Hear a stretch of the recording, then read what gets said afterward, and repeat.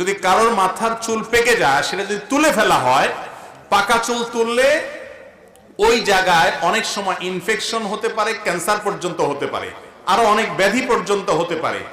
আর এছাড়াও এটা নানা দিক থেকে মানুষের স্বাস্থ্যের জন্য ক্ষতিকর, এই জন্য বিজ্ঞান নিষেধ করে। মজার বিষয় হলো, আমার নবী করিম সাল্লাল্লাহু আলাইহি সাল্লাম যেটা 1400 বছর আগে নিষেধ করে রেখে দিয়েছেন, কেন নিষেধ করেছেন আমাদের বুঝে আসেনি, এখন বিজ্ঞান প্রমাণ করে দিয়েছে যে তার নিষেধাজ্ঞার যথার্থতা আছে, রহস্য আছে।